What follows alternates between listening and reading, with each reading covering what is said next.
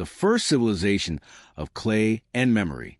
Before the pyramids crowned the Nile, before Babylon's gates rose in the dust, another civilization stepped quietly onto the stage of history. It appeared on the Mesopotamian plain, carrying something the world had never seen. Not just cities or temples or laws carved in stone, but writing itself. The power to trap spoken words in clay and make memory last far beyond a single lifetime. The Sumerians seemed to arrive almost fully formed, like a complete idea suddenly made real. One day, in archaeological terms, there are scattered farming villages along the rivers. Then, in what feels like an instant, there are cities and priesthoods, bureaucracies and tax records, scribes hunched over wet clay, filling tablets with ordered marks.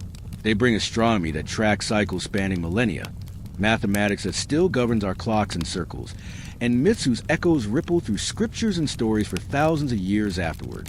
For a brief, bright moment, they stand at the center of the story we think we know, and then, with very little noise, they are gone. What survives of them is not golden treasure or towering statues, but something much more fragile. Tablets. Tens of thousands of brittle clay fragments, each one covered in tiny wedge-shaped signs. You could cradle one in your hand and feel almost nothing of its significance. Just a small, hard, brown rectangle that looks more like a broken brick than a key to an ancient mind. It doesn't glitter. It doesn't shine. It just sits there, quiet and unassuming, waiting. To the untrained eye, these tablets can look almost disappointing. Broken scraps of fired mud, the kind of thing you might drift past in a museum without slowing down. No dramatic figures in high relief. No gold inlay, just neat rows of repetitive little impressions. And yet, to those who can read them, they are not simply objects. They are doorways. Through them we step into a world that encoded cosmic time in royal lists, built temples as astronomical machines, and preserved memories so old they may predate the very culture that wrote them down. On these tablets, some texts describe rulers who reigned for tens of thousands of years. Others chart the motions of stars that only reveal themselves across centuries of careful sky-watching. Still others quietly list the names of cities and regions that scholars once dismissed as pure legend, until the ruins emerged, dusty and real, exactly where the tablet said they would be. The more you follow those lines of wedges across the clay, the less solid our tidy timelines begin to feel.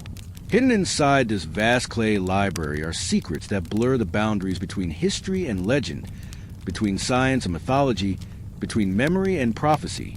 When you realize how much of what we know, and how much we still don't know, rests on these fragile pieces of fired earth, the entire story of civilization starts to feel less like a straight line and more like a puzzle. Not a clean, continuous narrative, but a scattered set of fragments. Some missing, some burned, some still buried beneath fields and cities. Tonight, we're going to follow those clues, symbol by symbol, tablet by tablet, to explore 10 ancient secrets preserved in Sumerian clay. Some of them tug at our timelines. Some of them tug at our assumptions. All of them remind us that the people who lived 5,000 years ago were looking up at the same sky we see now, asking many of the same questions. Who are we? Where did we come from? And what might be waiting beyond the edges of our maps? This is 10 Ancient Secrets Hidden in Sumerian Tablets. And we begin with perhaps the strangest of them all. Secret number 1. The Kings Before the Flood. Deep beneath the quiet galleries of Oxford's Ashmolean Museum rests a clay prism no larger than a wine bottle. It stands in a softly lit case, surrounded by labels and catalog numbers, while visitors drift past on their way to more obviously spectacular objects. Its surface is densely covered, edge to edge, with thousands of tiny wedge-shaped cuneiform signs, pressed into clay by a careful hand thousands of years ago.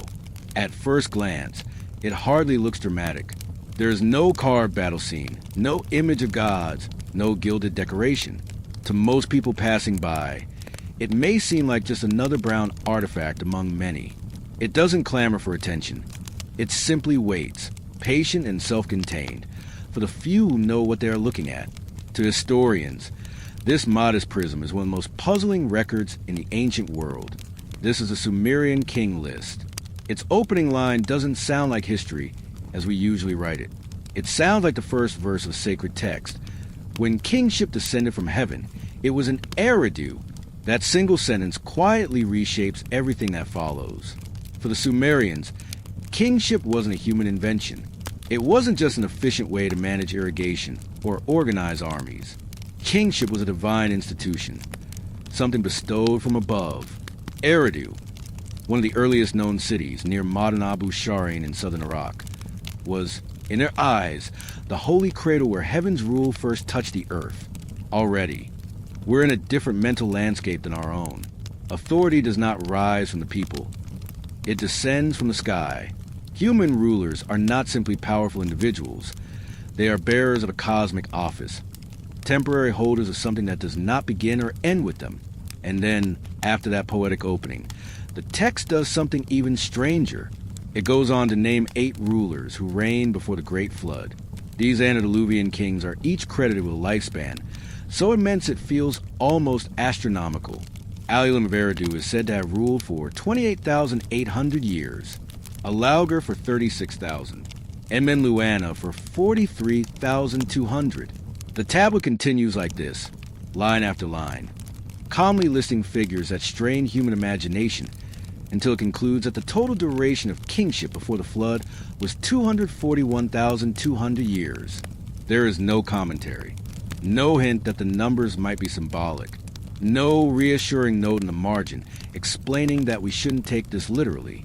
Just names and spans of time, reported in the same steady voice we use to record decades and centuries. Then, in a single spare line, the text says, "Then the flood swept over."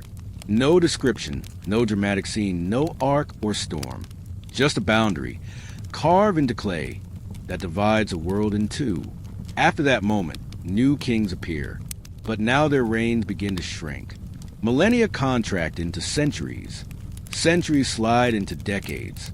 Eventually, the numbers settle into something we recognize as human lifespans, long by our standards, but no longer cosmic.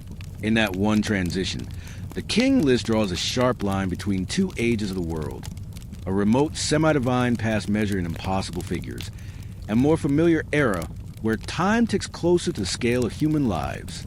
And it leaves us with a question that has lingered ever since this prism was first translated. What were the Sumerians really trying to tell us with these astonishing reigns?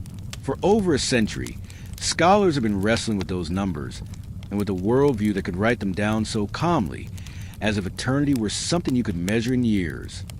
Researchers say the answer is simple. The numbers are symbolic. In their view, those enormous reigns are a literary device, a way to glorify legendary rulers by stretching their lives across vast ages until they seem almost godlike. The longer the reign, the greater the king. In that reading, the Sumerian king list is political myth-making, a kind of divine resume for dynasties that wanted their authority to feel timeless. But others sense something stranger hiding in the numbers. They suggest that these figures may not be about human lifespans at all.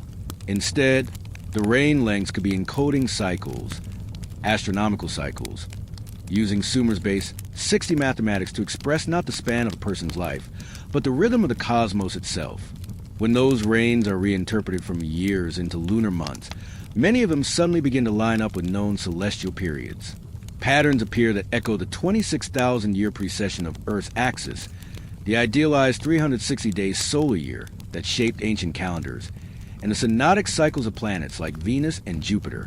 In that light, the so-called lifespans stop looking like exaggerations and start to resemble a coded table of cosmic time, compressed into biographies of semi-divine kings. The kings personify ages. Their reigns become labels for astronomical cycles. What we first read as myth begins to look suspiciously like mathematics in disguise. If that interpretation is even partly true, then the Sumerian king list is not just a legendary genealogy. It is also a kind of scientific document, written in the only language that culture considered truly sacred. The language where gods, numbers, and stories are all the same thing. The artifact that carries this mystery has its own tale. The most complete version of the king list is known as the Well-Blundell Prism. It was acquired in the early 20th century by an Oxford scholar named Henry Well-Blundell, likely from excavations in southern Iraq.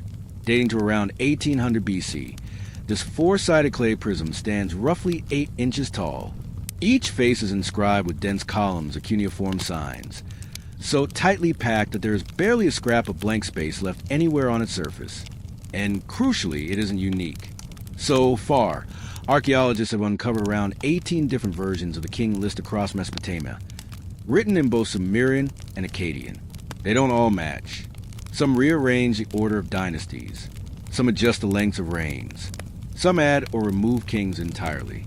That variation is revealing. The king list wasn't a fixed, untouchable scripture in the way we sometimes imagine ancient texts to be. It was a living document, copied, edited, and adapted by successive dynasties to legitimize their own rule. Each new regime took this cosmic genealogy and subtly rewrote it, knitting itself into the same divine tapestry. Kings of Ur, Kish, and Akkad copied it to prove their right to the throne, tracing their authority back through legendary rulers to that primal moment when kingship descended from heaven in Eridu. In doing so, they anchored their very earthly power to a cosmic story.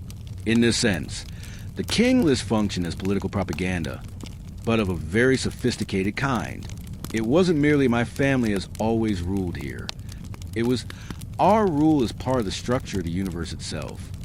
And yet, beneath that political layer, something older and harder to explain still glows faintly through the text. Archaeology gives that glow more substance. At Eridu, the city where kingship supposedly first descended from heaven, excavations revealed something remarkable beneath the visible ruins. Under the crumbling walls and wind-scoured bricks, archaeologists found 18 distinct layers of occupation stacked like the leaves of a long, fragile book. The oldest of these layers dates to around 5400 BC, long before writing, long before recorded history. And yet, even in these earliest levels, they found temples, rebuilt again and again on the same spot, some already aligned in deliberate ways that suggest concern with celestial patterns. Sacred buildings carefully oriented, hinting at an awareness of the heavens that predates the written record by thousands of years. So when the Sumerians claimed that kingship descended in Eridu, it may not have been only a poetic flourish. It could preserve an ancestral memory, a place that had been sacred for so long, occupied and re-sacralized generation after generation, that it became the natural point where heaven and earth were imagined to meet. Perhaps a group arrived there with advanced knowledge, reshaping the landscape and its ritual architecture so quickly that later storytellers could only explain it as a gift from above. And then there is the flood. The king list's most haunting feature is that stark dividing line. Then the flood swept over. For a long time, this was dismissed as simple myth, a reflection of a universal human habit of telling stories about great floods and divine resets. But in the 1920s, archaeologists digging at Shurapak, ancient Sumer's great grain-growing city, found something that complicated that easy dismissal. Deep in the soil, they uncovered a thick layer of water-laid silt stretching for miles, sandwiched neatly between two cultural layers. Beneath it lay the remains of one era, houses, pottery, tools. Above it, the artifacts of a different culture entirely. A break, a reset. Radiocarbon dating placed this flood deposit around 2900 BC. That date aligns almost uncannily with the point in the king list where the antediluvian rulers end and the post-diluvian kings begin. In other words, the moment when the tablets say, "Then the flood swept over," now corresponds to an actual physical boundary in the earth. What had been written off as legend suddenly had geological support.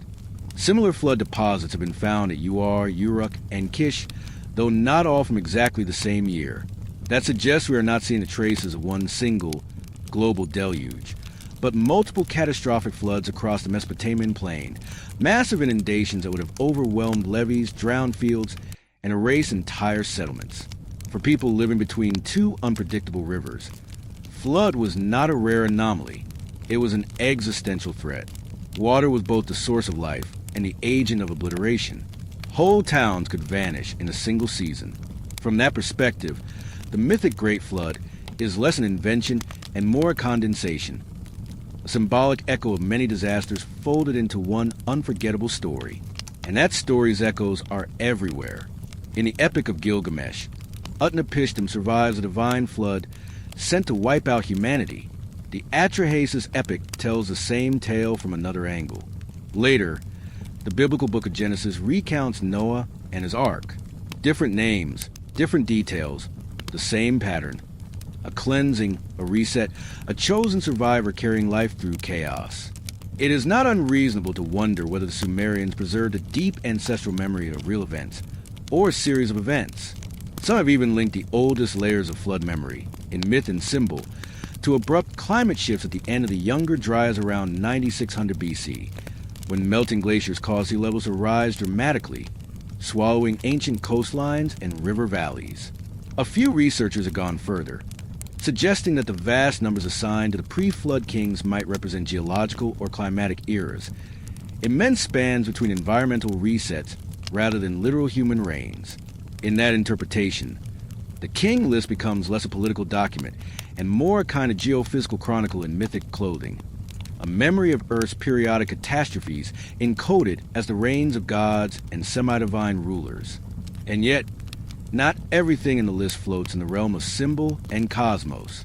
Several kings listed after the flood, Edna of Kish Lugubanda, Gilgamesh of Uruk, appear in independent inscriptions, temple dedications, and archaeological remains.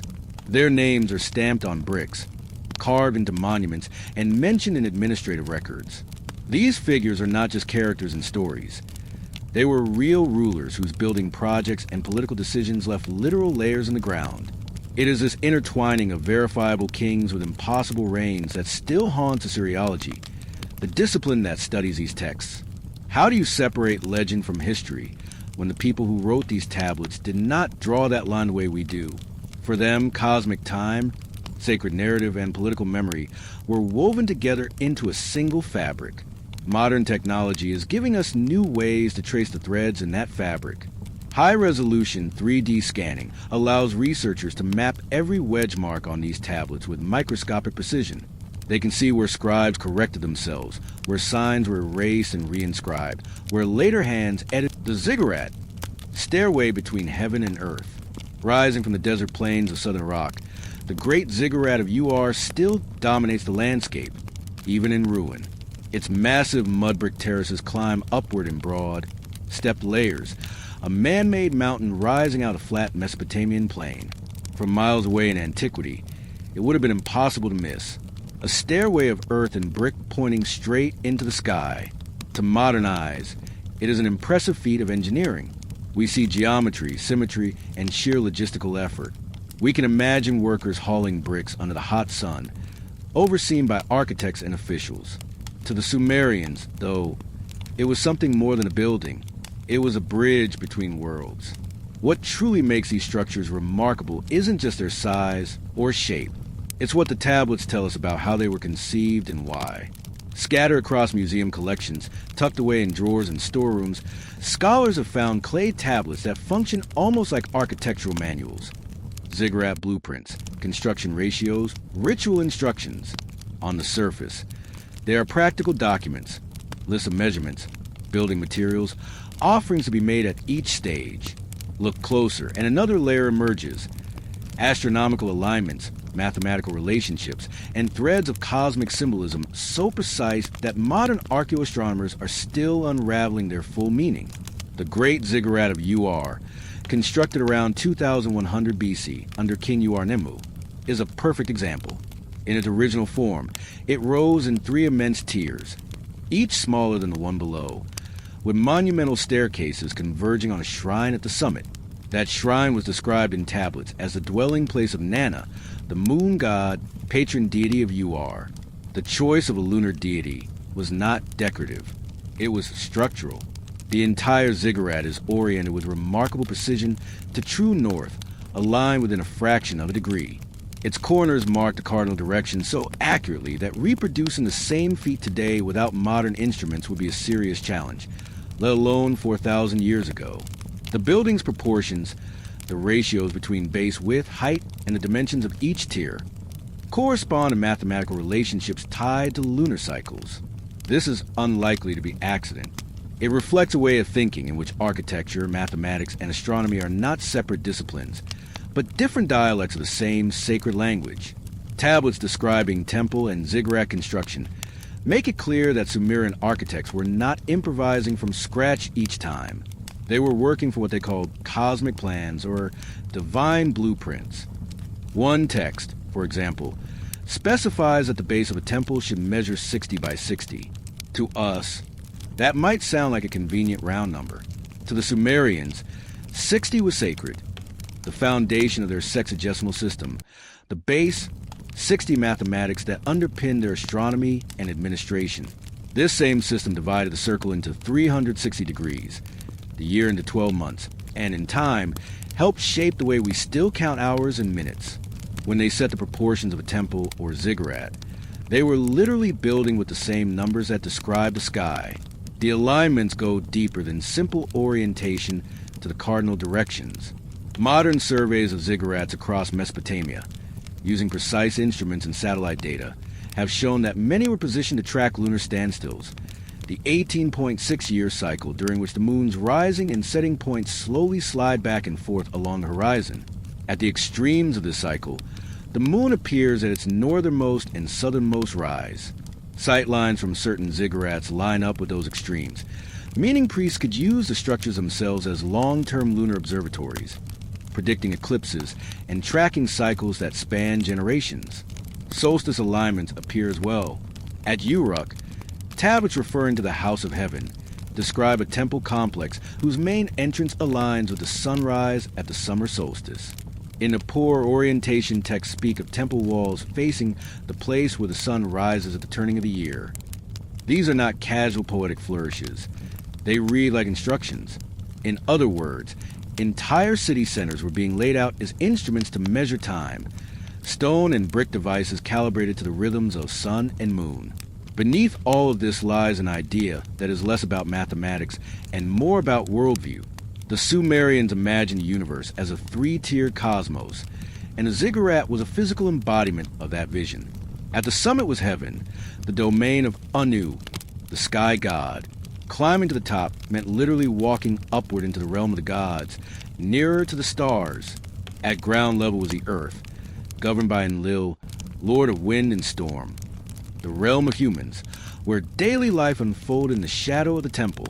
And below in the foundations lay the Abzu, the cosmic deep of fresh water ruled by Enki, god of wisdom and creation. This realm was symbolized by wells, channels, and underground chambers built into the base of the ziggurat, linking the visible structure to unseen waters below. The ziggurat was not just a temple. It was a vertical axis connecting all three layers of reality, a man-made sacred mountain where heaven brushed the earth, and the roots of the earth reached down into the primordial waters from which everything arose. Ritual tablets describe ceremonies carried out at different levels of the structure, each associated with a different cosmic sphere. Priests would ascend the staircases at dawn, moving symbolically from the underworld toward the heavens as the sun climbed. At night, they descended again, mirroring the sun's journey through the unseen realm. The building itself became a three-dimensional map of divine geography, a map people physically walked every day. Excavations at sites like Eridu, Uruk, and you are revealed that the ziggurats we see today were not isolated creations. They often sit atop older foundations, temple upon temple, layer upon layer, stretching far back in time. At Eridu, archaeologists uncovered 18 successive temple levels stacked one over another, the earliest dating to around 5400 BC, more than 3,000 years before cuneiform writing appears. These early proto-temples already show careful orientation. They already use spatial divisions and symbolic elements that later become characteristic of ziggurat design. The underlying pattern seems to arrive in history already formed. The same basic scheme is repeated for millennia. That raises an uncomfortable question. Where did this architectural knowledge come from? The conventional answer is gradual development. Generations of builders refine their techniques. Priests accumulate observations of the sky, passing down knowledge through oral tradition until it can finally be written in clay. Brick by brick, record by record, you eventually get ziggurats. But when you look at the earliest temples and see alignments already precise, ratios already consistent, and symbolism already complete across cities separated by hundreds of miles, that neat, slow evolution starts to feel less satisfying. Some researchers have suggested that ziggurat architecture may preserve knowledge from before the historical record begins. perhaps from older cultures displaced by climate change or rising sea levels during the transition out of the Ice Age. In this view, groups carrying advanced understandings of astronomy and geometry may have migrated into Mesopotamia, teaching or seeding their knowledge among early city builders, who then encoded it in structures and, eventually, in tablets. In 1853, in the ruins of Nineveh beneath the palace mound of ancient Assyria, archaeologist Hormuz Rassam uncovered something astonishing. Room after room appeared, filled not with treasure or statues, but with shelves. And on those shelves, stacked in neat rows, were clay tablets, thousands upon thousands of them. This was the royal library of Ashur-banipal, the last great Assyrian king, who ruled in the 7th century BC and had an almost obsessive passion for collecting texts from across Mesopotamia. He ordered scribes to copy, import, and preserve writings from older cities, myths, medical texts, omens, rituals, and histories. In doing so, he accidentally created one of the most important time capsules in human history. Among those tablets was a 12-tablet epic, written in Akkadian cuneiform, telling the story of a king named Gilgamesh. At first, scholars assumed what might seem obvious. This was mythology, an ancient fantasy about a semi-divine hero and his wild companion, full of gods, monsters, and impossible journeys. A kind of Bronze Age adventure saga. But then excavations at Uruk, the city the tablets named as Gilgamesh's home, began turning up an uncomfortable detail. Inscriptions, brick stamps, building dedications, king lists, administrative documents, and on them, the same name, Gilgamesh, not as a fictional character, not as a god, as a historical ruler. These inscriptions, dating to around 2700 BC, credit Gilgamesh with building Uruk's massive defensive walls, portions of which still stand today. They treat him as a real king whose projects reshaped the city. So we are left with layered reality. The man was real, but the story wrapped around him is anything but simple. The Epic of Gilgamesh, as we now call it, presents him as 2/3 divine and 1/3 human, a demigod king of Uruk whose power and pride bring his people to the brink of despair. In response, the gods send Enkidu, a wild man, to challenge him. Their rivalry turns into a deep friendship. Together they journey to the cedar forest, battle its monstrous guardian Humbaba, and face the bull of heaven sent down by the goddess Ishtar as punishment. Even taken alone, it is a compelling narrative. But the true turning point comes when Enkidu dies. Gilgamesh, devastated, suddenly confronts the one thing his strength cannot overcome: mortality. The realization that he too will die drives him into a profound existential crisis. So he sets out on a journey to find the one person who has escaped death, Utnapishtim, the man who survived the Great Flood and was granted eternal life by the gods. On the surface, it is a classic hero's quest, a king defying his limits, traveling to the ends of the earth, seeking the secret of immortality. But embedded in this narrative are astronomical references, so precise that many researchers now see the epic as more than myth. It is also a kind of celestial map. The journey with Enkidu begins with their trip to the cedar forest to confront Humbaba, followed by the slaying of the bull of heaven. This sequence mirrors the position of the constellation Taurus in the spring sky during the age of Taurus, roughly 4000 to 2000 BC, precisely the period when the earliest versions of the epic were being composed. In other words, the story is not just set in a mythic wilderness. It is quietly tracking the sky of a specific era. The astronomical encoding becomes even clearer later in the tale. After Enkidu's death, Gilgamesh travels to the edge of the world, reaching a mountain called Meshu, described in the tablets as a place where the sun rises and sets each day. At its gate stand the Scorpion Men, terrifying guardians whose gaze can bring death. The imagery is striking. The Scorpion Men correspond closely to Scorpius, the constellation that rises in the east while Taurus sets in the west, marking key points along the sun's annual path. Meshu, with its twin peaks where the sun enters and exits the world, represents the eastern and western horizons. At this stage of the story, Gilgamesh's path is literally following the sun's path, moving from the land of living into the realm of darkness and back again. Beyond the Scorpion Man, he passes through 12 leagues of absolute darkness before merging into light. Those 12 leagues are more than a dramatic flourish. They map directly onto 12 hours a night, the sun's hidden journey through the underworld. When Gilgamesh finally emerges, he finds himself in a garden where trees bear jewels instead of fruit, shining with their own light. This dreamlike landscape can be read as the night sky itself. The star field turned into an orchard of glowing stones.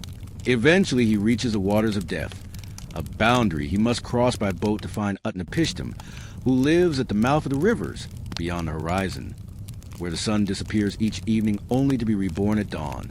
Utnapishtim, whose name means he who saw life, exists outside ordinary time. He survived the flood that reset the world and was given a kind of timeless existence. His immortality is not about endless biological life, but about stepping into the cyclical order of the cosmos, the eternal return of the sun, the repeating patterns of the heavens. In Tablet 11 of the Epic, Utnapishtim tells Gilgamesh the full story of the flood. The gods decide to destroy humanity. Enki, sympathetic to humans, warns Utnapishtim in a dream. He instructs him to build a boat, seal it with bitumen, and bring aboard his family and representatives of all living creatures. The flood comes. Waters rise violently for 7 days and 7 nights. When they finally recede, the boat comes to rest on a mountain. Utnapishtim releases birds to test whether land has reappeared. First a dove, then a swallow, then a raven that does not return. Only then does he leave the boat and offer sacrifice. The gods, smelling the offering, gather like flies and ultimately grant Utnapishtim and his wife immortality. The parallels with later flood narratives, especially the Genesis story of Noah, are obvious. But in the context of the tablets, what matters is that this story does not arise in a vacuum. It resonates with geological evidence from places like Shurapak, with that flood layer dated to around 2900 BC. The epic does not conjure a flood from nowhere. It remembers one, and weaves that real catastrophe into a cosmic teaching story. Gilgamesh, after all his journeys and revelations, does not get what he wants. Immortality is denied to him. Even when he briefly gains access to a plant that can restore youth, it is stolen by a serpent while he sleeps. In the end, he returns to Uruk with nothing but the knowledge that humans cannot escape death. Yet the epic does not end in despair.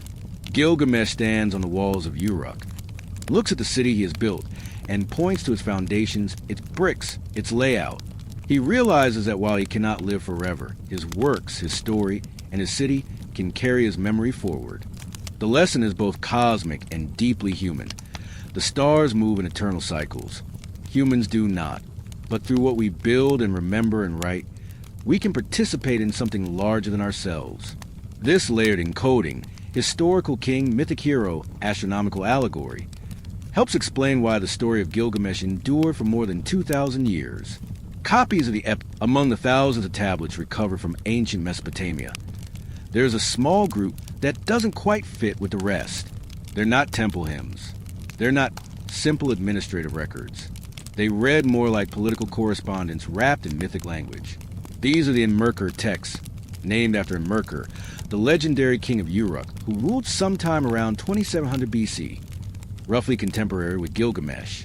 They describe a prolonged rivalry between Uruk and a distant city called Aratta, located somewhere far to the east in the mountains.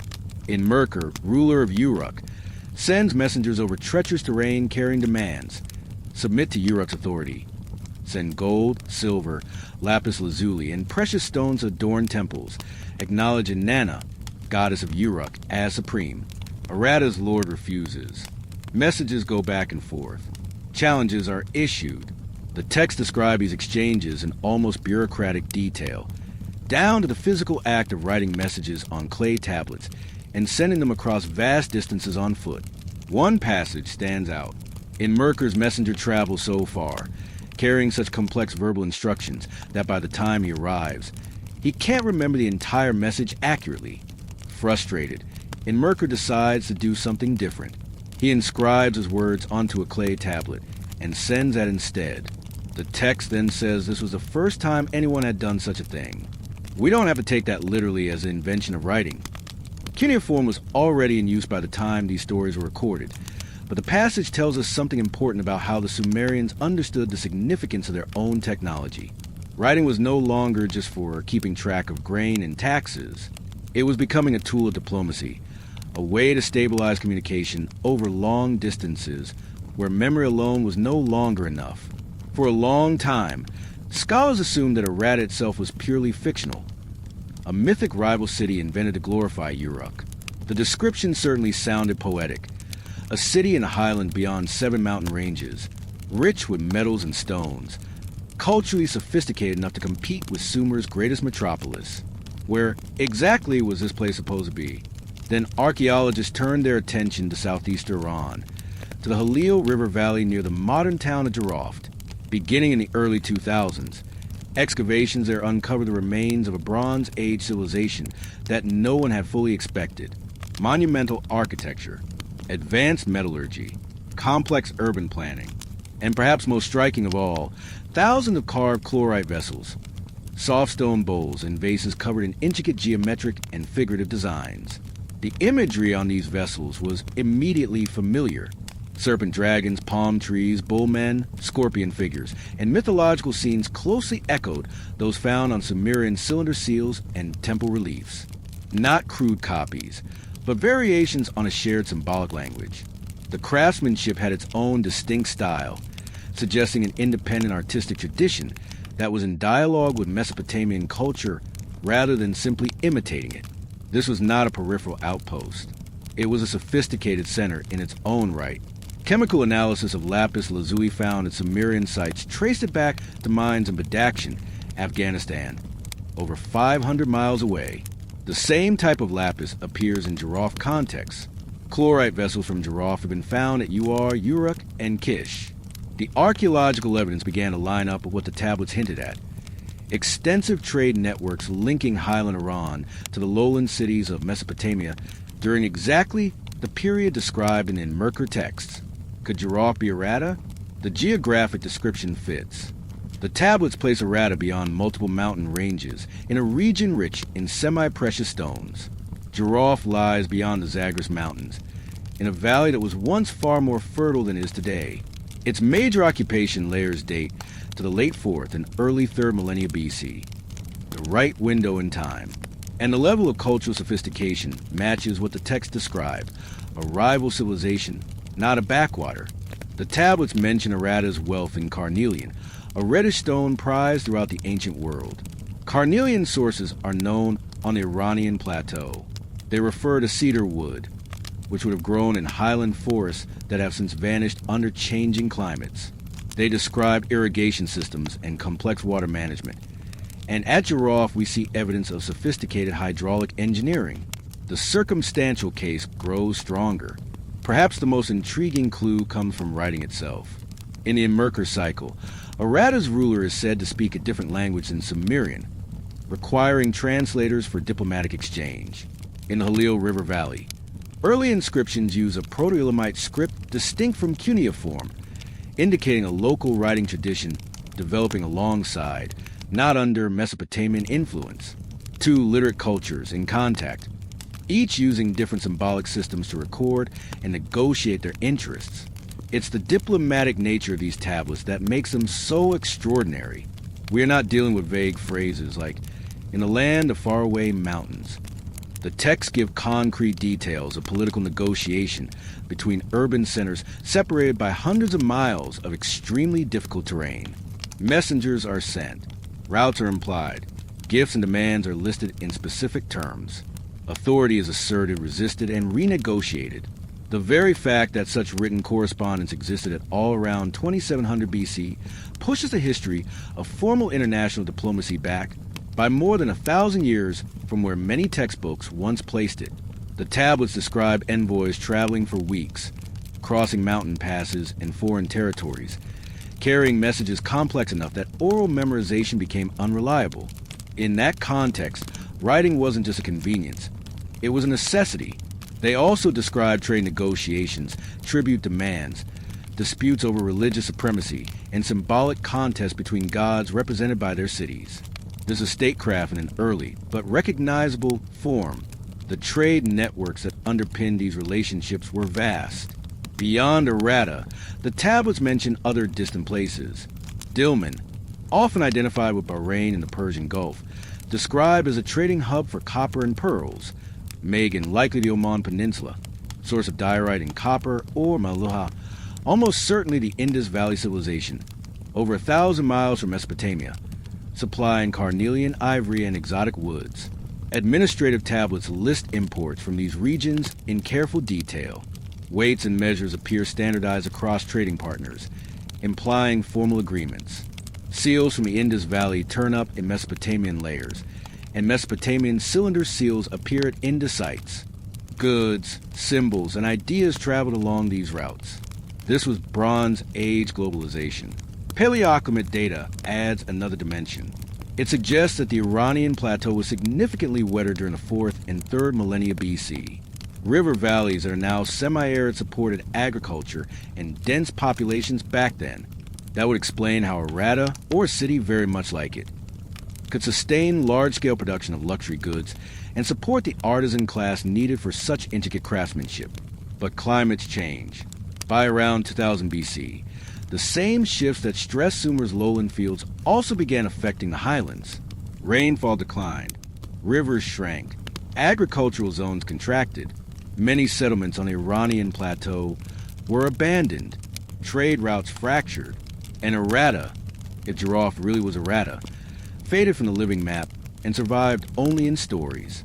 The Enmerker texts then preserve a memory of a world far more interconnected than we once imagined. They show that even in humanity's earliest urban age, cities did not evolve in isolation. Goods, technologies, and stories traveled with messengers and merchants. Cultural influence flowed in multiple directions. Rivalries, alliances, and negotiations were already shaping what we might call international relations. Clay tablets carried that complexity. Written messages were sent across mountains. Lists of traded goods recorded routes that stretched across deserts and seas. Diplomatic correspondence required a technology that could hold detailed, structured information stable over time and distance. In these contacts between Uruk and a mountain city whose ruins lay forgotten for 4,000 years, we see the early outlines of something that would later define empires. Written diplomacy, standardized exchange, and political storytelling powerful enough to survive long after the cities themselves were gone. But for all their descriptions of foreign kings and faraway lands, the tablets contain another surprise, something much closer to home. Because deep inside that same Sumerian king list we met earlier, with its impossible reigns and divine genealogies, there is one entry that breaks all the rules. One name that, according to every convention of ancient Near Eastern kingship, simply shouldn't be there. A Tavernkeeper, a commoner, and a woman, listed not as consort, but as king, with all its impossible reign lengths and divine origins, reads like a grand, unbroken story of power. Kings of Eridu, Uruk, Uar, Lagash, Kish, dynasty after dynasty, conquest after conquest. Line by line, the text methodically tracks the transfer of kingship from city to city, always through male rulers. Except once. Buried within the entries of the third dynasty of Kish, around 2500 BC, a single line quietly breaks a pattern. Kubaba, the Tavernkeeper, who made firm the foundations of Kish, became king and reigned 100 years. That one sentence is startling on several levels. First, the obvious. Kubaba is a woman. She is the only female monarch listed as sole ruler in the entire king list. Second, her occupation is given, Tavernkeeper. Not priestess, not queen, not noblewoman, a Tavernkeeper. Third, her reign is framed as successful and stabilizing. She made firm the foundations of Kish. There is no hint that she is a usurper or an embarrassment to be quietly erased. The tablets simply move on, listing her like any other king. In a culture where formal political power was overwhelmingly male, where kingship was imagined as a divine mandate passed from father to son, this entry doesn't just stand out. It quietly challenges the logic underneath the entire document. How did a woman, and not just any woman but a Tavernkeeper, end up ruling Kish as king? At first, some scholars try to explain her away. Maybe, they suggested, Kubaba was actually a male ruler whose name was later misread as feminine. Maybe the entry referred to a queen regent ruling briefly in her son's name. Maybe Tavernkeeper was a metaphor for a ritual or priestly role we don't yet understand. But as more tablets came to light, those explanations grew harder to defend. Multiple independent versions of the king list include Kubaba with consistent details. In Sumerian grammar, her name is clearly feminine, and most importantly, she shows up outside the king list. Other tablets mention Kubaba in ways that suggest real governance, not legend. Administrative documents from Kish are dated to her reign. Legal texts reference decisions made under her authority. Temple dedications credit her with building projects. Even though the archaeological record is fragmentary, everything points in the same direction. Someone named Kubaba ruled Kish and ruled long enough and effectively enough to be remembered. So, what do we do with the fact that the king list calls her a tavernkeeper? In ancient Mesopotamia, taverns occupied a liminal place in society. They were absolutely necessary. Places where workers gathered, where beer, a dietary staple, was distributed, where deals were made and news circulated. Tavern keepers, often women, managed establishments that were both economic and social hubs. But taverns also made elites uneasy. They were associated with prostitution, gambling, and cross-class mixing that could undermine established hierarchies. Law codes, including the later Code of Hammurabi, devote entire sections to regulating tavern keepers, treating them as potential sources of danger and disorder. So, how does someone from this marginal but central profession end up on the throne of Kish? The king list doesn't say. It doesn't describe a revolution or a palace coup. It doesn't spell out a dynastic crisis. It simply states that Kubaba became king and made firm the foundations of Kish. One plausible theory is that she rose to power during a period of political instability, perhaps when the existing ruling family collapsed or failed to produce heirs. In that scenario, Kubaba, as a tavern keeper, would have been exceptionally well connected. Taverns were information centers. Everyone passed through them: merchants, soldiers, officials, laborers. If anyone understood the mood of the city, the networks of loyalty, the flow of resources, it would be someone in her position. Her recorded reign of 100 years is almost certainly symbolic. Like many reign lengths in the king list, rather than a literal century, it probably signifies a period of stability or the founding of a new line. In effect, Kubaba may have initiated a dynasty, one that carried her name forward, even as later scribes compressed multiple generations into a single reign. This reading gains strength when we look more closely at the language used about her. The phrase "made firm foundations of Kish" is not casual praise. Elsewhere in Mesopotamian texts, similar wording is reserved for rulers who restored order after chaos, kings who rebuilt institutions, re-established justice, or repaired city walls after war or disaster. Kubaba's reign marks a turning point, a reset. The fact that her former occupation is mentioned at all is revealing. Most rulers are simply listed by name and city. When occupations do appear, they tend to be priestly or military. Here, it is as if the scribes couldn't resist including the detail: the tavern keeper who became king.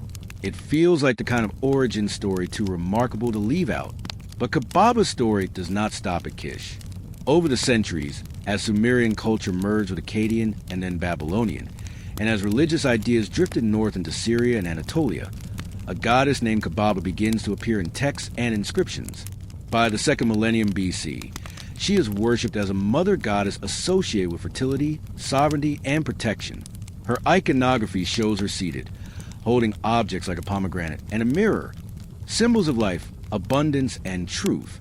By the 1st millennium BC, when the Greeks encountered her cult in Phrygia, she had become known as Kybele, the Great Mother.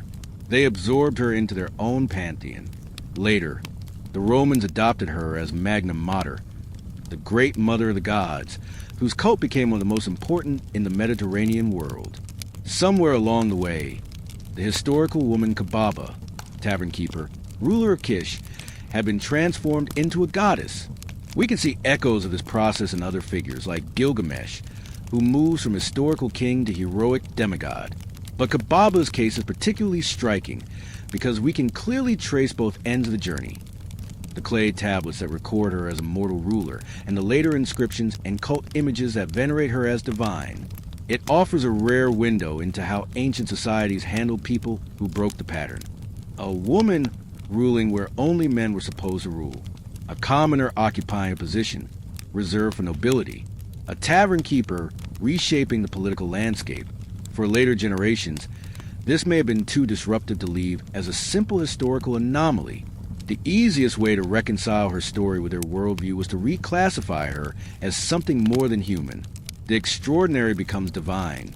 The political implications are profound.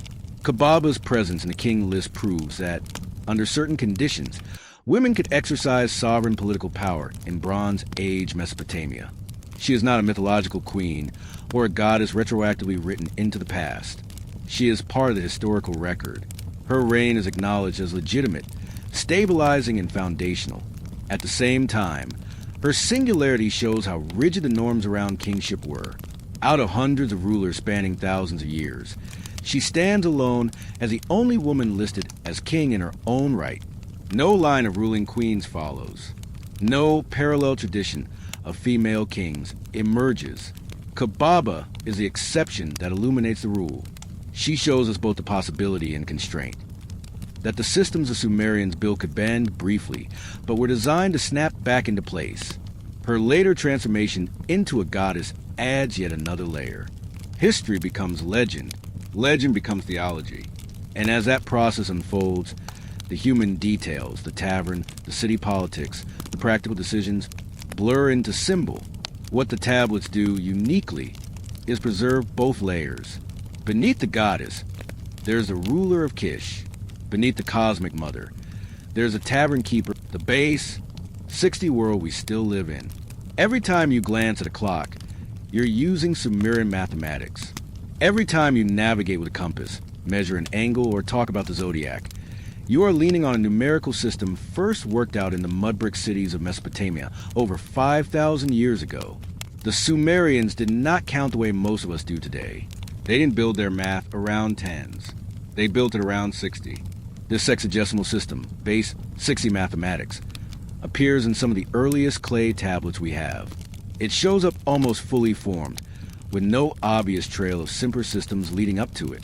By around 3000 BC, Sumerian scribes were already using place value notation, performing fairly complex calculations, and recording astronomical observations within a mathematical framework that would remain essentially intact for millennia.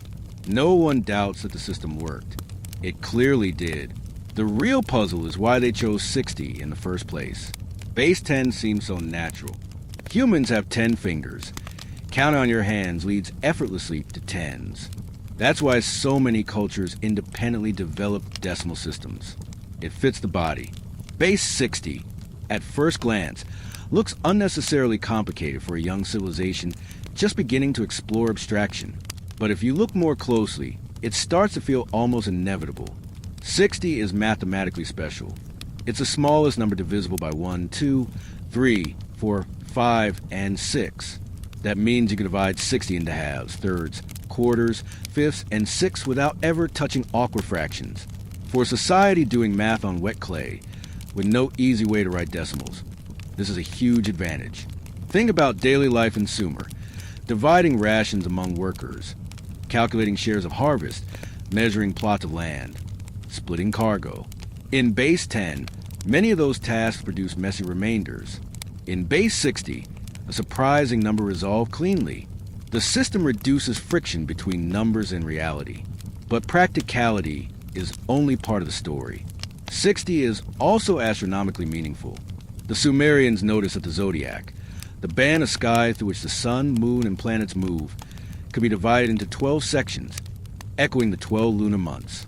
Each section could then be divided into 30 degrees, creating a 360-degree circle.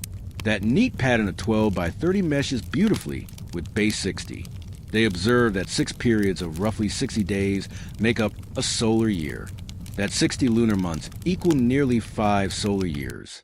That the synodic period of Venus, the time between its appearances as morning star and evening star, could be expressed neatly using base 60 fractions. In other words, their math and their sky fit together. The system wasn't arbitrary. It reflected how they perceived the cosmos. Scattered among museum collections, The tablets give us glimpses of just how sophisticated this mathematics became. One of the most remarkable is Plimpton 322, a clay tablet dating to around 1800 BC, now at Columbia University. At first glance, it looks like a dry administrative list. 4 columns of numbers in 15 rows, pressed into clay in neat wedges.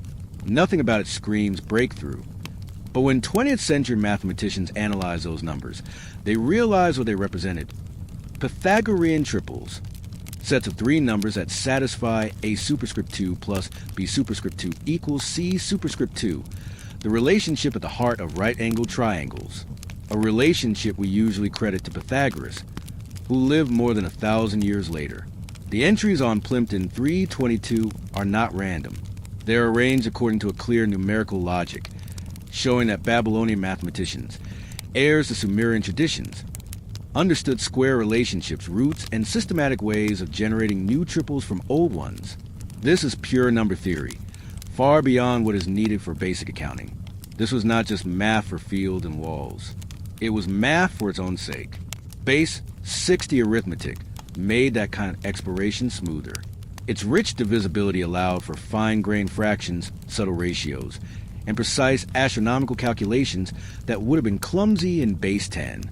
Tablets recording eclipse predictions, planetary positions, and lunar cycles reveal that Sumerian and later Mesopotamian astronomers were running multi-generational observation programs. Each generation copied and updated tables, adding corrections and refinements. That continuity is crucial. Many astronomical cycles are longer than a human life. To understand them, you need records stretching across centuries. Think of the precession of the equinoxes, the slow, 26,000-year wobble in Earth's axis. No one can watch the full cycle directly. It only becomes visible when you compare star positions against seasonal markers over very long spans. The fact that the Mesopotamian tradition seems to have brushed up against this phenomenon implies access to older records, preserved carefully enough that tiny shifts could be noticed. Clay tablets became their hard drive. Their timekeeping system reflects this astronomical foundation as well. They divided the day into 12 double hours, each containing 30 smaller units called gesh. Each gesh is roughly equivalent to 4 of our minutes. Once again, the same pattern appears. 12 major divisions, subdivided according to base 60 logic. The structure mirrors the organization of the zodiac. Day and night are just another circle, measured in the same way as the sky. This is why our timekeeping still uses 60 seconds in a minute and 60 minutes in an hour. Hellenistic astronomers inherited Babylonian astronomical tables, along with their sexagesimal time divisions. Islamic scholars later preserved and expanded this knowledge, keeping the same underlying structure. When European thinkers in the Renaissance rediscovered these texts, they built mechanical clocks and navigational systems around the inherited framework. Every wristwatch is, in a sense, a Sumerian artifact. The same goes for angles. When we talk about a 360-degree circle, each degree divided into 60 minutes and each minute into 60 seconds of arc, we are echoing Sumerian and Babylonian astronomical practice. Navigators plotting courses, engineers working out trajectories, astronomers mapping the sky, all move within a system first laid out in clay. Even the zodiac's 12-sign structure preserves distant trade and seals of identity. Among the administrative tablets recovered from UR, there's one type that appears again and again: trade records. At first glance, they look like any other account. Lists of items, numbers, place names, marks of approval. But when you start to read those place names carefully, something surprising emerges. These aren't just local deliveries. They are manifests of goods coming from very far away. 3 names show up repeatedly: Dilmun, Megan, and Maluha. Dilmun, usually identified with modern Bahrain and parts of the eastern Arabian coast, appears in the tablets as a major trading hub. The text described it as a kind of relay point where goods from more distant regions were gathered, repackaged, and shipped onward to Mesopotamian cities. Copper ingots, pearls, semi-precious stones, exotic woods, all of it flowing through Dilmun's ports. Some texts even take on an almost reverent tone when describing the place, calling it pure land where sickness and death were unknown. That blend of economic and spiritual language suggests Dilmun wasn't just commercially important, It also occupied a special place in the Mesopotamian imagination. Magan, most likely corresponding to the Oman Peninsula, appears in connection with heavy, valuable materials. Copper and black diorite. Tablets record specific shipments. 20 talents of copper from Magan, diorite from the mountains of Magan. Archaeological surveys along the Omani coast reveal extensive ancient copper mining sites and slag heaps that line up neatly with the time periods mentioned in the texts. The stone used for royal statues in Mesopotamia can often be traced back to those same highlands. And then there is Meluha, the most remarkable of the three, based on the cargo associated with it. Carnelian beads, ivory, particular types of wood, distinctive pottery. Scholars now connect Meluha with the Indus Valley civilization, centered in what is today Pakistan and northwestern India, that is more than 1,000 miles from southern Mesopotamia, across open water and long coastal routes. The evidence for this link doesn't come from text alone. Distinctive Indus Valley seals, square stamp seals with unique animal motifs, and an undeciphered script have been found in Mesopotamian layers at Ur, Uruk, and Kish. Mesopotamian cylinder seals, in turn, appear at Indus sites like Lathal and Mohenjo-Daro. Chemical analysis of carnelian beads found in Sumerian royal tombs traces them back to quarries in Gujarat. This wasn't a handful of chance encounters. It was sustained, regular trade, maintained over generations. Maritime archaeology helps fill out the picture. Ancient harbor installations in the Persian Gulf, references in tablets to specific ship types and cargo capacities, and evidence of standardized weights and measures across different regions all point to an organized system. Merchants needed mutually accepted standards to conduct business. That implies agreements, negotiations, and perhaps even early written trade conventions. Some tablets describe professional merchant classes, temple-backed ventures, and arrangements that look strikingly like insurance. If a ship was lost at sea, the risk could be shared among investors instead of destroying a single trader's fortune. This was Bronze Age globalization, a commercial web stretching from the eastern Mediterranean to the Indus River, long before the Silk Road, long before Rome, powered by written contracts and sealed agreements. The tablets don't just list what was traded. They show how trade worked. We see references to merchant guilds, temple institutions, financing expeditions, legal frameworks governing partnership and debt, and diplomatic relationships that guaranteed safe passage through foreign ports and overland routes. All of this is documented in clay, in the same script used to record myths and prayers. It's a quiet reminder that for Sumerians, cosmic order and economic order were two sides of the same reality. You needed both the gods and the contracts to keep the world running. If the tablets were the memory of the system, another artifact served as its signature, the cylinder seal. These small objects, usually carved from hard stones like lapis lazuli, hematite, or serpentine, were rarely more than a few centimeters long. A typical seal could fit comfortably between thumb and forefinger, but when you rolled across wet clay, it unfurled a continuous scene, a miniature artwork, a line of text, or both. In Sumerian society, everyone who mattered had a seal. They functioned as legal signatures, personal IDs, and protective talismans all at once. Contracts weren't valid without the impressions of all parties involved. Storage rooms were secured by sealing their doors with clay. If someone tried to break in, the seal impressions would shatter as proof. Letters were closed with clay lumps bearing the sender's seal, making forgery more difficult. It was the ancient equivalent of a password, a notary stamp, and a protective charm rolled into one. Most seals are practical in design, but some, especially those from royal or priestly contexts, are works of art that border on unbelievable, under magnification. They reveal details so fine, they're almost invisible to the naked eye. Figures with individually carved fingers thinner than a pinhead, animals with textured fur or feathers, cuneiform inscriptions whose tiny wedges are perfectly formed. These are not soft stones crudely scratched. Many are carved into extremely hard materials that are challenging even with modern tools. This has led some researchers to wonder whether ancient craftspeople used magnifying lenses, perhaps rock crystal or glass spheres filled with water, to enlarge their working surface. So far, no clear lens tools have been found in Mesopotamian contexts.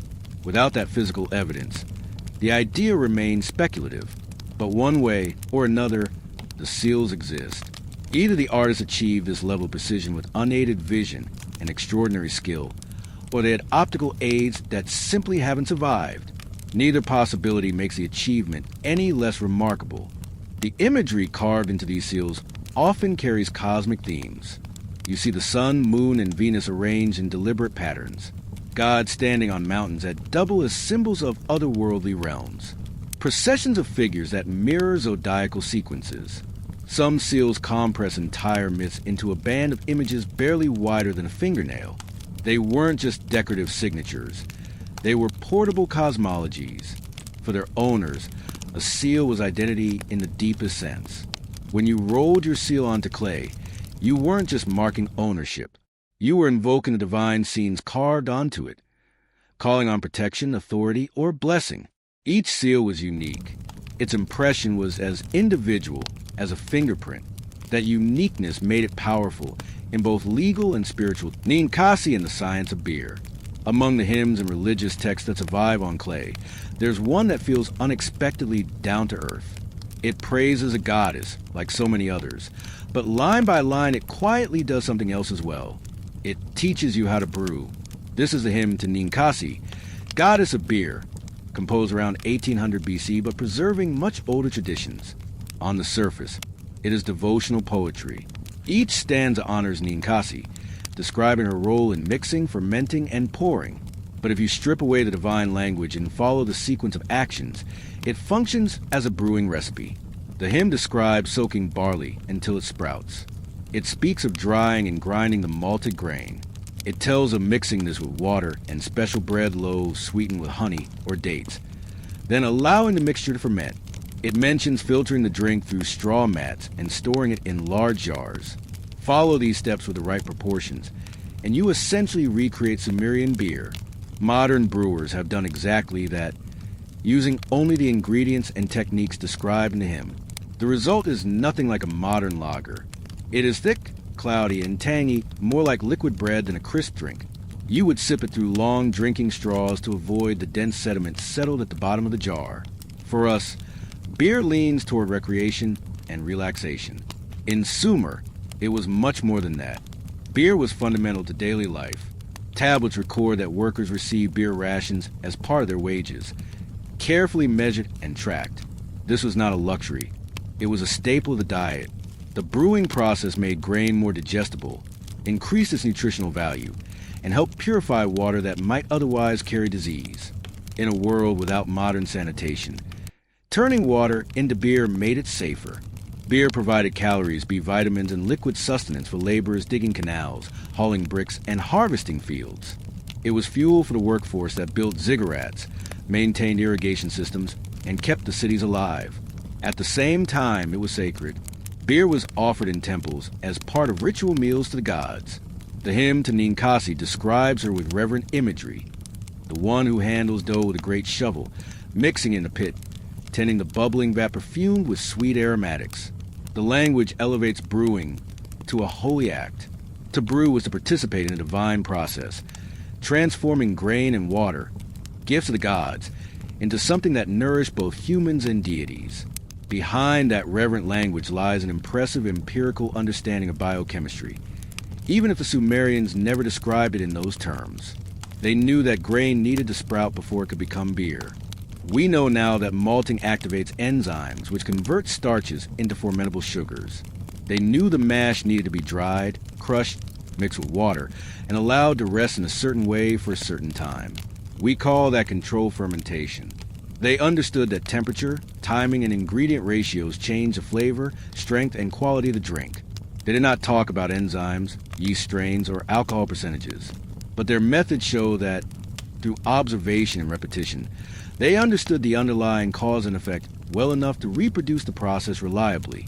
Over generations, trial and error solidified into ritual, and ritual into hymn. The tablets also record beer's role in medicine. Beer mixed with specific herbs or minerals appears in recipes for treating everything from digestive troubles to infections and dental pain. The alcohol helped dissolve active compounds and acted as a mild antiseptic. Beer became a delivery system for remedies, a kind of ancient solvent and carrier. A sick person might drink a bitter, herb-laced brew not for pleasure, but as prescribed treatment. Socially, beer stood at the center of public life. In a world without coffee or tea, it was a default social beverage. Taverns, like the one Kubaba once ran in Kish, were community hubs where laborers, merchants, scribes, and officials crossed paths. Business deals were made over beer. Disputes were settled with beer on the table. Friendships, alliances, and negotiations flowed along with the drink. The goddess Ninkasi presided over all of this. Industrial brewing for temples, daily rations for workers, tavern culture, and ritual offerings. Every cup carried a reminder that prosperity depended on more than just human effort. It depended on maintaining a relationship with the forces that made grain grow, rivers rise, and brews ferment. Seen through this lens, beer becomes one more bridge between the cosmic and the everyday. The hymn to Ninkasi sits alongside mathematical tables and star lists. The same writing system that recorded planetary cycles and royal genealogies also captured the details of brewing. The same temples that aligned with solstices and lunar standstills also served as distribution centers for rations that often included beer. And the same civilization that stitched itself into distant lands through long sea routes also tied its own people together locally in taverns, where news was traded and social bonds were reinforced one jar at a time. These three threads, expansive trade networks, cylinder seals with microscopic precision, and the centrality of beer, reveal the human dimension of Sumerian civilization. Not just the grand, abstract achievements we usually highlight, like ziggurats and epics and mathematical breakthroughs, but the fabric of daily life. We see merchants tracking shipments from Dilmun, Magan, and Maluha. We see craftspeople leaning over hard stone cylinders, carving scenes so tiny and intricate that modern observers still debate how they managed it. We see brewers soaking and drying grain, tending vats that would feed laborers and honor gods. The tablets preserve both scales at once. The same culture that encoded the precession of the equinoxes and tracked planetary cycles also worried about lost cargo, legal disputes, and beer quality. The same script that captured the epic journeys of Gilgamesh also recorded the precise number of copper ingots in a shipment to UR, or the daily rations of beer issued to a work crew on a canal. When we read these tablets today, it's easy to focus on spectacular, the mythic kings, the enormous numbers, the cosmic architecture. But the secrets hidden in Sumerian clay are not only about gods and stars. They are about how people organized themselves, what they valued, what they feared, and how they tried to hold their world together. And that brings us to one more category of tablets, one that, in some ways, is more haunting than all the others. Because for all the records of building, trading, calculating, and brewing, there are also signs, subtle at first, that things are beginning to strain. Administrative texts that hint at shortages, shifts in trade patterns, changes in what is being recorded and how. If the tablets can show us Sumer's rise, can they also show us its unraveling? What final secret peers in clay? Not about how civilization begins, but about how it collapses. What do the last Sumerian records reveal about a slow, inexorable decline that turned their cities, their ziggurats, and their taverns into ruins buried beneath the sands? The final tablets and the slow disappearance.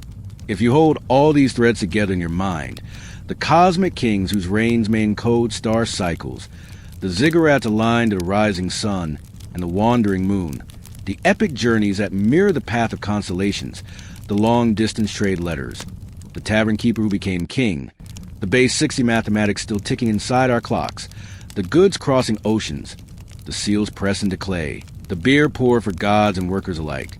You start to see Sumer not as a distant curiosity, but as a complete system.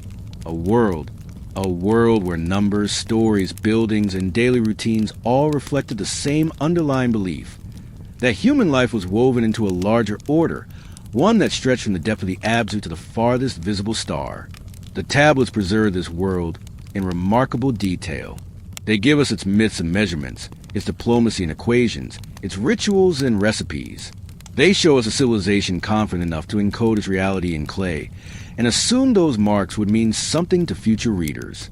And that is what makes the question at the very end feel so unsettling. Because for all the records of rise, achievement, expansion, there's another side to any civilization story.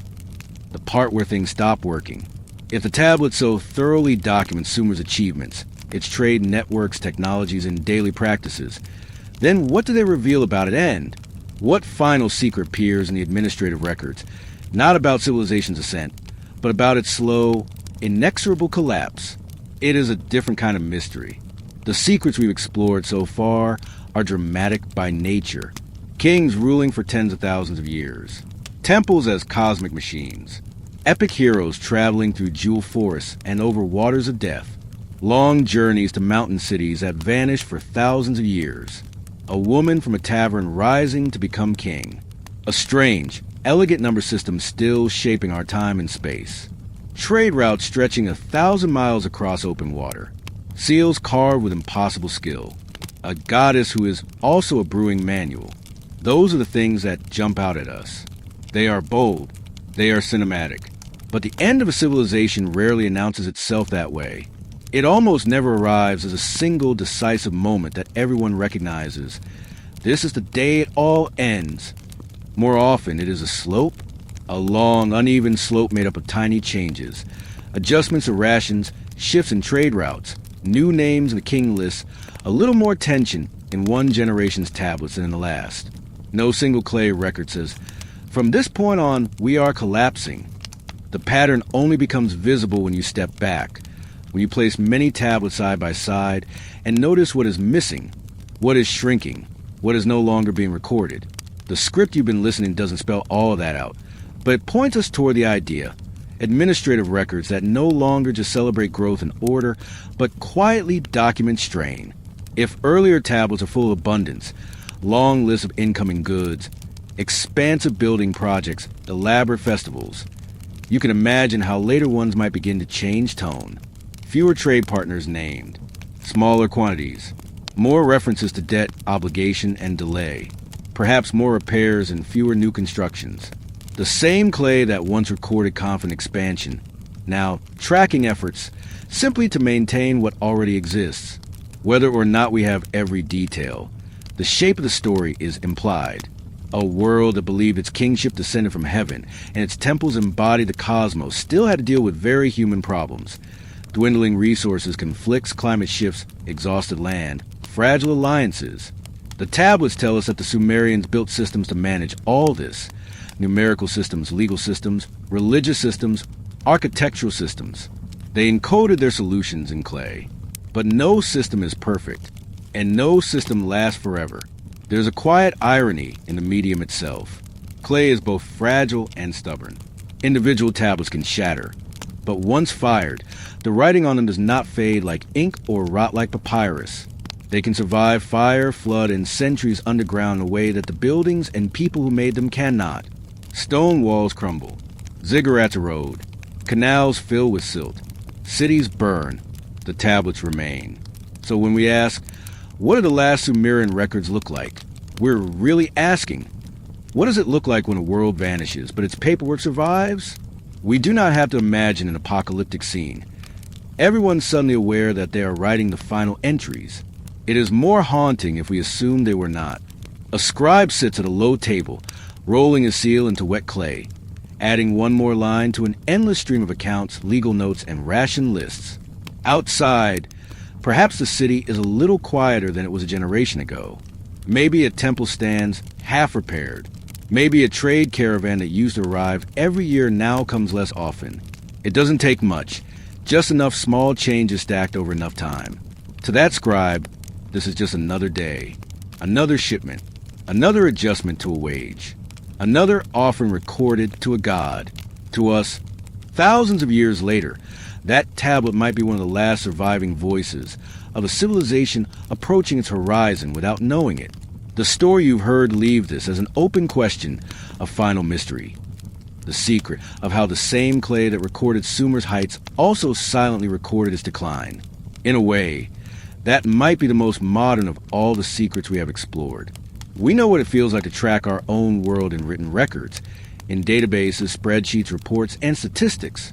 We know what it is to live inside systems we assume will continue indefinitely because they are tied, in our minds, to the natural order of things.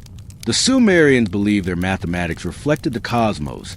Their kingship reflected divine will, and their temple alignments reflected the stars. And for a long time, they were right enough. Their system worked. It flourished. It spread. But time kept moving. The sky kept turning. At some point, Sumer became the past. We often approach ancient tablets as if they were windows into a safely completed story. Something closed, finished, neatly contained in its own era. But the way this chapter ends, not with a definitive answer, but with a question about collapse, suggests something different. It invites us to see Sumer not only as a beginning, the dawn of writing in cities and recorded time, but also as a mirror, a civilization that rose, developed complex systems, inscribed itself into permanent media, and then, gradually and almost imperceptibly, slipped out of existence as a living culture. Yet its marks remained. Kings before the flood, temples as cosmic machines, epics as star maps, diplomatic messages to distant mountain cities, a Tavernkeeper turned king, a base 60 system silently ticking in every modern clock, trade across seas, seals as portable cosmologies, beer as ritual, nutrition, and community, and somewhere in the background, the slow, quiet arc of decline, all of it preserved in clay. So when we look at a tablet today, or more realistically, at a photograph of one behind museum glass, we are not just Epilogue, a world written in clay. When you stand back from all of this and see it as a whole, the title 10 Ancient Secrets Hidden in Sumerian Tablets starts to feel a little too small, because what these tablets really reveal isn't just 10 isolated curiosities. They reveal an entire way of seeing reality, one that still shapes us, often without our noticing. Think about where we began. We started with a clay prism in a museum cabinet, covered in cuneiform signs. The Sumerian king list. At first, it looks like nothing more than names and numbers. But once we read it, we find a story that starts before history, in a time when kingship descended from heaven in Eridu, a time when rulers supposedly reigned for tens of thousands of years, a time divided by a single line. Then the flood swept over. Whether those vast numbers encode mythology, astronomy, geological memory, or some fusion of all three, the tablet refuses to sit neatly in one category. It is political propaganda and cosmic chart, royal genealogy and symbolic timeline. It collapses the boundary between history and myth. From there, we walked out of the museum and into the desert to stand at the base of the Ziggurat. Those towering step platforms were not just big temples. They were three-dimensional diagrams of the universe. Their corners aligned with the cardinal directions. Their sight lines tracked lunar standstills and solstice sunrises. Their proportions echoed the same base 60 mathematics that structured Sumerian timekeeping. Each level mapped a different realm. The Abs below, the human world in the middle, heaven above. Climbing the stairs was both physical and symbolic, reenacting the journey between underworld, earth, and sky. When priests moved up and down those terraces, they were walking through a cosmology built from brick. From architecture, we slipped into story, the Epic of Gilgamesh. On the surface, it is a tale of a powerful king and his wild companion, of friendship, grief, and the search for immortality. But underneath, tablet after tablet folds in precise celestial references. Forest journeys and monstrous guardians mirror constellations. A mountain where the sun rises and sets becomes the horizon itself. A path through 12 leagues of darkness becomes the 12 hours of night. A garden of jewels becomes a star field. The flood story told by Utnapishtim isn't just mythic. It resonates with real flood deposits found beneath ancient cities. The epic becomes a layered text, teaching about mortality, cosmic order, and celestial cycles all at once. From myth, we move into something that seems, at first glance, more mundane: political correspondence. The Enmerker texts show us a world where kings don't just rule their own cities. They send written messages across mountains to distant rivals. Uruk and Aratta argue, negotiate, and trade. Messengers struggle to carry long, complex messages in their memory. Writing steps in as a solution, capturing spoken words in clay so they can survive long journeys and human forgetfulness.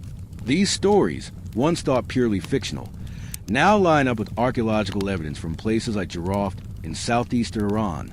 The tablets hint at a trading partner beyond 7 mountain ranges. The ruins reveal a sophisticated culture with its own script, artistic style, and long-distance ties to Mesopotamia. The supposedly mythic Aratta suddenly looks very much like a real, once-forgotten city. Then we turn back to the king list and notice something small but quietly revolutionary. A single line about a woman named Kubaba, the Tavernkeeper who became king. No elaborate explanation, no apology, just a statement that silently rewrites what we thought we knew about who could rule. Other tablets back her up. Legal documents, temple dedications, administrative texts all point to a real woman who ruled Kish long enough and well enough to be remembered as the one who made firm the foundations. Over time, her story stretches and transforms. The mortal ruler becomes a goddess. That goddess travels, changes name and form, and eventually appears as Kybal, then Magna Mater. A tavern keeper from a city on the Mesopotamian plain becomes, across centuries, the great mother of the gods in the classical world. Clay preserves the starting point of that journey. Alongside these personal and political transformations, we watched how Sumerian mathematics quietly took over our clocks and compasses. Base 60. A choice that does not seem obvious until you notice how perfectly it fits the sky. Divisible by 1, 2, 3, 4, 5, and 6. Compatible with lunar months, solar years, and planetary cycles. Capable of expressing subtle fractions long before anyone had the idea of decimal points. The scribes who filled tablets with columns of numbers were not just calculating rations. They were exploring square relationships and right triangles in what we now recognize as Pythagorean triples. They were tracking eclipses and planetary movements with a patience that spanned generations. They were building a mathematical lens that would be adopted by later cultures, carried through Akkadian and Babylonian astronomy, through Hellenistic and Islamic scholarship, into our own science.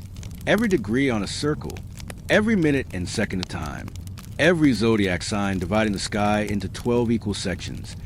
Each of them bears the imprint of that ancient choice. We followed these numbers outward, across water and sand, into trade. Tablets cataloging shipments from Dilmun, Megan, and Malah pulled back the curtain on the first long-range economic networks.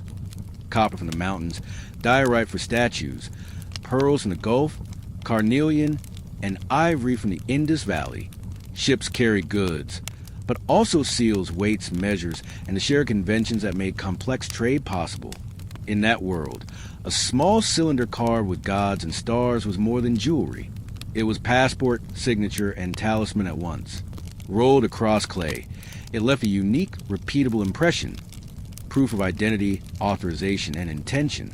Those tiny carvings, executed with near-microscopic precision, condense myths and cosmologies into patterns that fit in the palm of a hand. An owner's name and chosen deity might sit above a scene of divine order. Every contract sealed with that image-tied law, commerce, and belief together. And then, among hymns and laws and ledgers, we found the hymn to Ninkasi, the goddess of beer, praise and poetic, the secret between the lines. That last secret, the one we never quite get to read directly, lives more between the lines of the tablets than on them.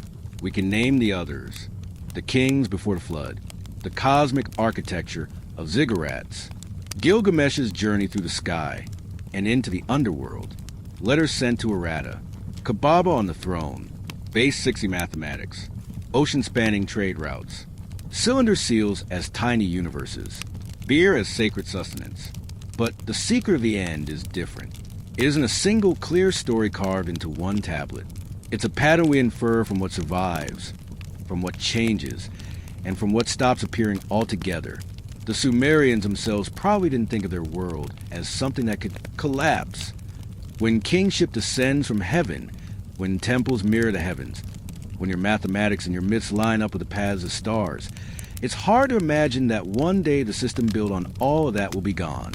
And yet we know, from thousands of years later, that Sumer as a living culture did end. Not overnight, not in a single catastrophe, more like a long exhale. Cities shifting in importance, languages changing, old gods absorbed into new pantheons, traditions surviving but under different names. The tablets give us snapshots along that slope. Early on, they're full of confident expansion, land allocations, construction projects, long-distance shipments. lavish temple inventories, stories that assume a world stable enough to support grand cosmic dramas. Later, in various archives from different cities and periods, we start to see hints of strain, records concerned with shortages, arrears, and adjustments of rations and obligations. Fewer grand building projects, more repairs. Less about founding, more about maintaining and restoring. We don't need a neat list of causes to understand the shape of it. Systems strain, balances shift. What once felt timeless reveals itself as contingent. What makes Sumer unique isn't that it rose and fell. Every civilization does that. What makes it unique, at least for us, is that it left behind such extensive, durable record of its inner workings, written into clay that survived long after walls collapsed and fields turned to dust. The people who inscribed those tablets weren't writing for us. They were writing for their kings, their temples, their courts, their fellow merchants and priests. They were solving immediate problems. How many measures of barley? To whom is this shipment owed? Which god received this offering? What did this treaty say? Who owns this plot of land? And yet, without meaning to, they built something else. A memory that far outlived them. A memory of empire and epics. Yes, but also a memory of routine.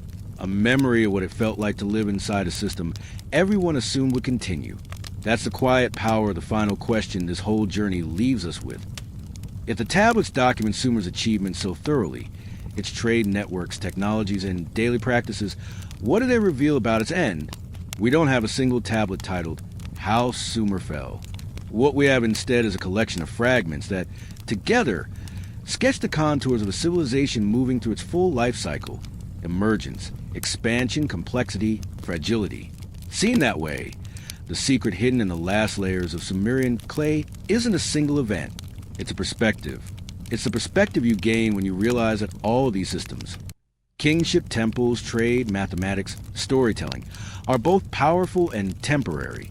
That we are seeing them not from the inside, as the Sumerians did, but from far enough away to trace the whole arc. Standing in a museum today, looking at a small cracked tablet under glass, it's easy to feel that distance. The marks are old. The language is dead. The world that produced it is gone. But if you let the years fall away for a moment, the parallels become a little uneasy. We still record our lives in persistent media. We still build architectures that reflect how we understand the cosmos. Even if those structures are now digital more often than mud brick, we still invent number systems, frameworks, and protocols that quietly shape everything we do. We still tell stories that mirror the structures of our world. And we still assume, most of the time, that the systems we live inside will remain. The Sumerians did all of that too. They just did it first. Their tablets show us what it looks like when a civilization writes itself into reality, aligning its buildings with the sky, its numbers with the movement of planets, its myths with the deep rhythms of flood and drought and renewal. And they show us indirectly what it looks like when that same civilization becomes, one day, an object of study on someone else's shelf. The king list becomes a puzzle of impossible reigns and encoded cycles. Ziggurats become ruins we scan with lasers. Epics become literature syllabi and astronomy case studies. Trade records become evidence of early globalization. A Tavernkeeper's name becomes a clue about forgotten possibilities for power. Base 60 becomes an ancient relic ticking quietly inside every phone and clock. Cylinder seals become art objects. A brewing inn becomes a reconstruction experiment in a modern lab. The people who wrote those texts are gone, but their marks remain. And in those marks, we can still feel something of their intentions. To count, to remember, to honor, to organize, to connect. The 10 secrets we followed through the story aren't esoteric codes meant for a chosen few. They're ordinary tools used with extraordinary consistency that over time took on a second life as keys to understanding an entire vanished world. And that may be the most important thing the Sumerian tablets have to teach us.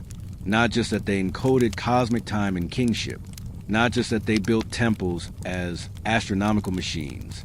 Not just that they preserved memories older than their own cities, or that their mathematics still governs our hours and degrees. But that every system we build, every story, every protocol, every calendar, every network, is being recorded somewhere in some form. And one day, Those records may be all that's left for someone else to reconstruct what our world felt like from the inside. For Sumer, that record is clay. Wedge-shaped impressions made with reed styluses, dried in the sun or fired in kilns, buried under rubble, rediscovered in trenches, and slowly read again under museum lights. For us, it's something else. Different materials, different storage, different assumptions, but the same impulse. To capture, to preserve, to make sure that what matters now can be known later. So when we look back at the Sumerian tablets and ask what secrets they hold, we're really asking two questions at once. What do they know about their own world that we've only just begun to understand? And what will future eyes see in ours? The Sumerian clay can't answer that second question, but it shows us what it looks like when a civilization's entire story, from kings before the flood to the quiet hints of decline, is compressed into something small enough to rest in your hand. A story written in symbols. Fired, buried, forgotten, found, and read again thousands of years later by people who still tell stories, still watch the sky, still build, still trade, still drink, still count, and still